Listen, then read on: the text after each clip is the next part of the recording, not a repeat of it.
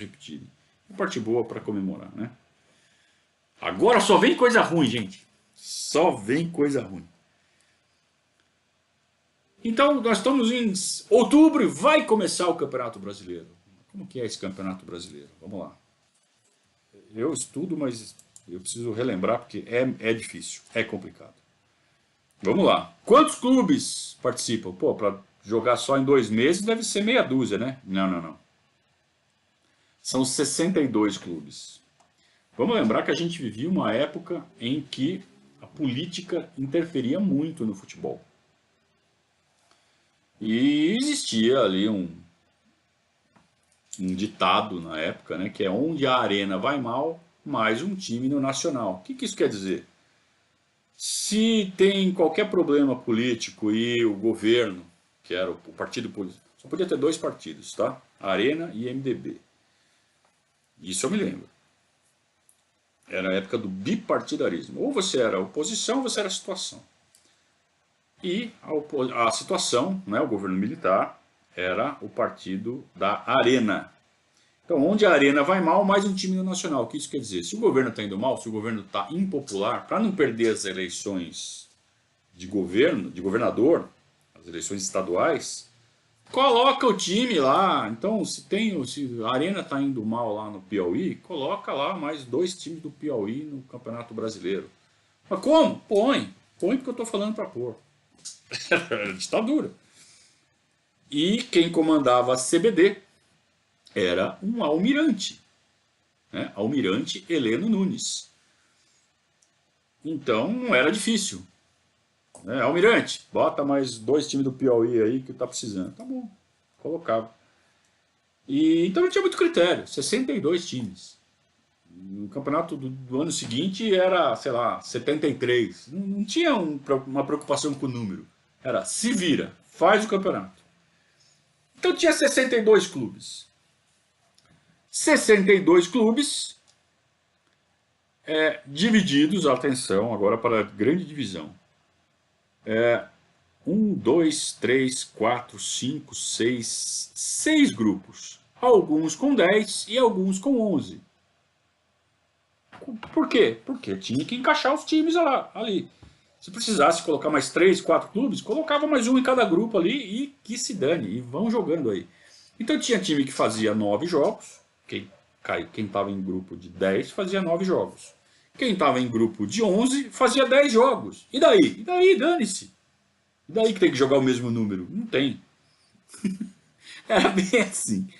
E é legal, né? Por isso que eu falo que essa série, além de tudo, ela faz a gente lembrar da história do futebol brasileiro, não só da história do Palmeiras.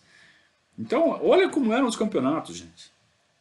E o Palmeiras caiu no grupo B, jogou com São Paulo, Santa Cruz, 15 de Piracicaba, CSA, CRB, Sport, Náutico, 13 e Botafogo da Paraíba. E os outros grupos eram mais ou menos com essa distribuição de força. Então, vamos lembrar, estamos falando de 6 grupos. Você tinha ali 2 dos grandes em cada grupo, e o resto você botava lá os pequenininhos. E classificava 5. Então classificava 5, nós temos 6 grupos, e iam 30 para a fase seguinte. Classificava 30. Você tinha que estar entre os 5 melhores de um grupo de 10 ou 11. O Palmeiras, claro, se classifica em primeiro lugar, né? Fez 9 jogos, 7 vitórias e 2 empates. Olha o Jorge Vieira pegando a mão do time. Então, vamos lá, vamos pegar os jogos aqui. Eu já listei aqui para vocês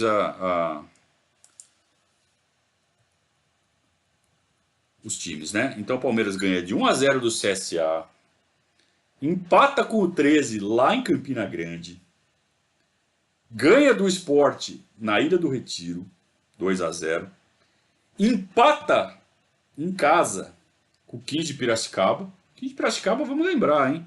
Foi vice-campeão paulista no ano anterior. Não era um timinho qualquer. Os times do interior de São Paulo eram mais fortes que os times do Nordeste, que os times do interior de outros estados.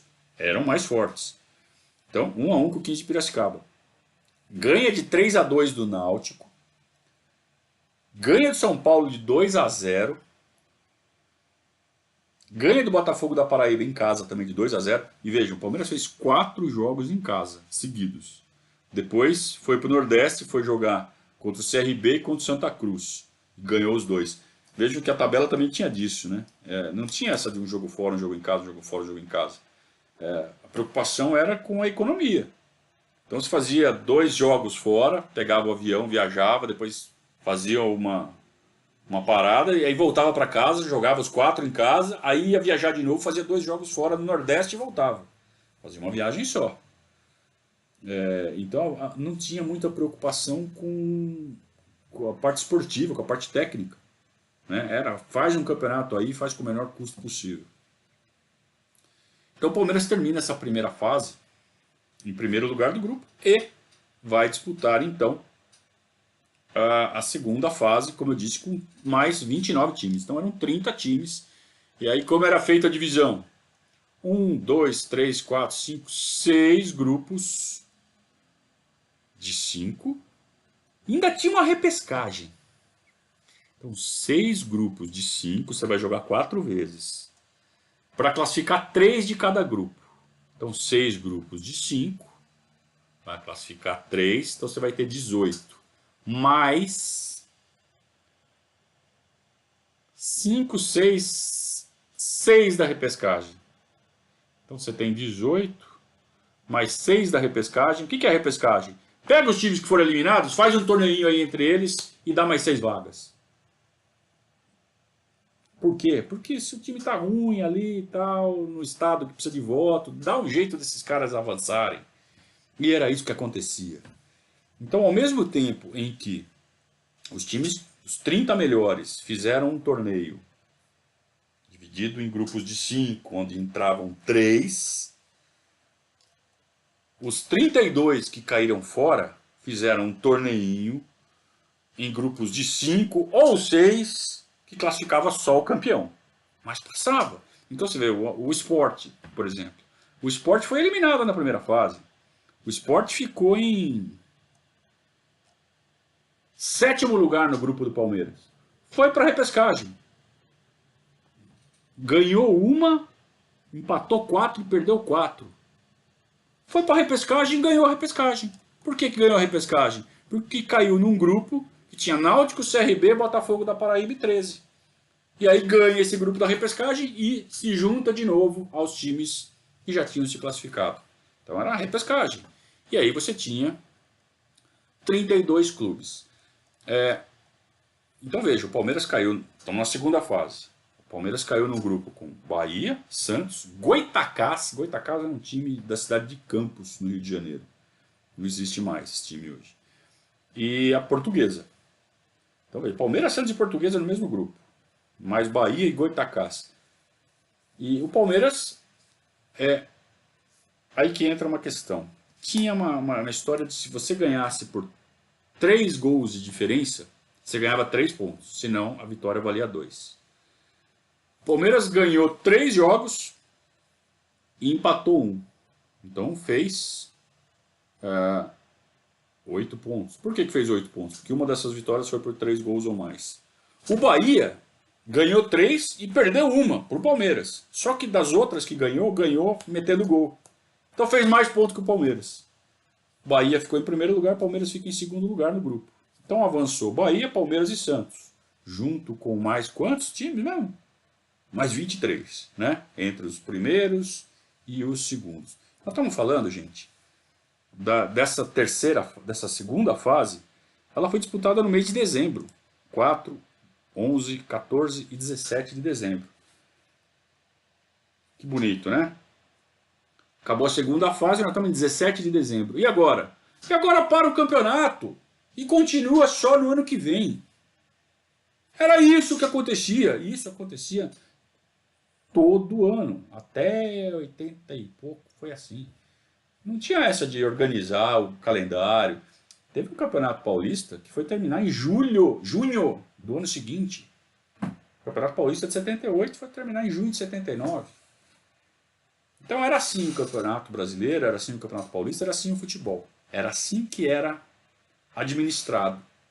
com muita política no meio e sem muita preocupação técnica. Então o que acontecia? Vejam, o Palmeiras fez um primeiro turno muito bom, fez um segundo turno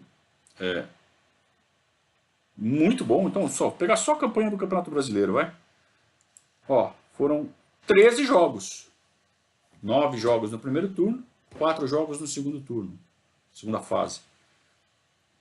13 jogos, o Palmeiras ganhou 10 e empatou 3, está invicto. Está invicto. E para. O que acontece com esse para? Natal, Ano Novo, bebedeira, nego engorda, tem gente que acaba o contrato, se não faz o contrato direito. E recomeça o campeonato em janeiro, depois de um tempinho ali para voltar à forma.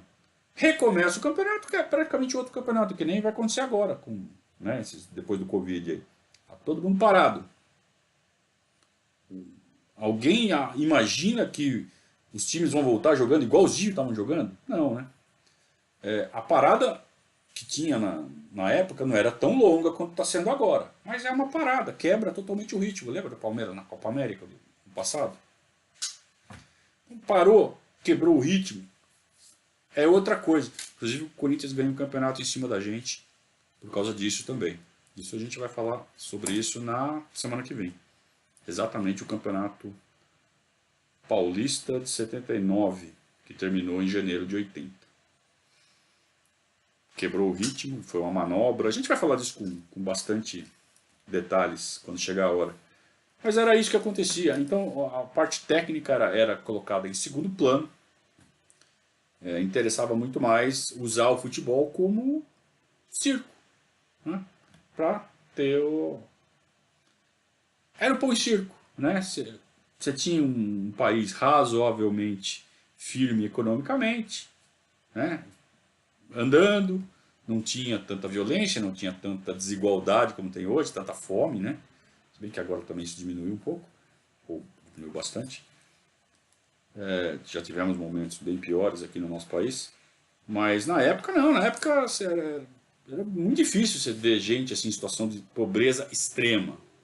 Tinha bastante gente pobre, mas todo mundo com uma casinha, né? Todo mundo ali com uma situação digna para viver e para distrair futebol. E mídia, mídia, mídia, mídia, futebol do Brasil, pô, tricampeão. Então ajudava, né? Essa situação de ser tricampeão do mundo ajudava. Aliás, por isso também que